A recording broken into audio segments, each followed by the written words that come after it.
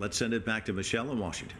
Thanks, Mike. And Dan McClory joins us now live from the U.S. city of Detroit. He's the president and head of China for Boustead and Company. It's a private equity fund. Dan, good to see you. Thank you, Michelle. So, Dan, a big emphasis on global growth, and even with more coordination, we're seeing the limitations of central banks in boosting that growth. So what does this mean for global economic coordination? I think it's become even more challenged than it has been in the past. You know, the events in Hangzhou are the culmination of a year-long presidency for China in the G20. And there were no less than 60 different meetings leading up to what's happening this weekend, including 4 extremely important meetings between global finance ministers and central bank chiefs. So I think they've started to pull together their overall thought and action process. And I think it's number one, trying to be more forward-looking, more forward-thinking than being so absolutely reactive, as many of them have been accused of in the past.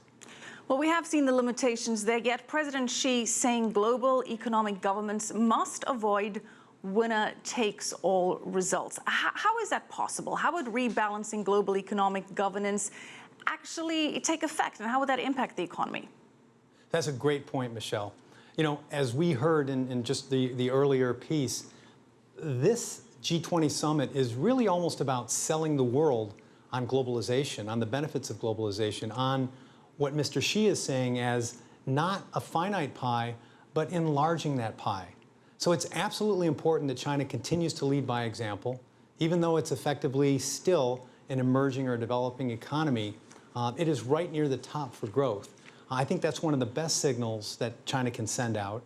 And also the leadership actions that China has taken in terms of the Asia Infrastructure Investment Bank, that's critical, and also One Belt, One Road.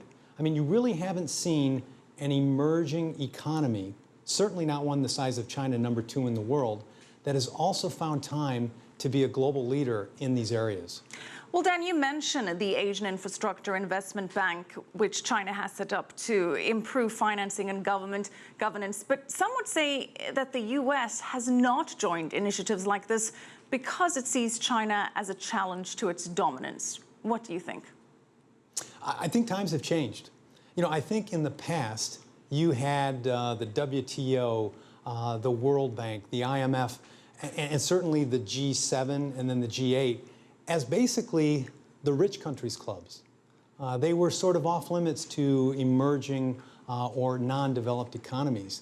So I think we're seeing that changeover and that difference where countries, and certainly China would be the top of this list, are able to simultaneously demonstrate high levels of growth, transitioning and rebalancing their own economies, but still being in a leadership position. And I think to some other countries, even countries like the U.S., that's a little disconcerting. I think it might be, well, certain countries belong in certain places, and now they're emerging in the global mainstream, and that's a bit unsettling. All right, we'll see how that shakes out. Thanks so much, Dan McClory, joining us live from Detroit.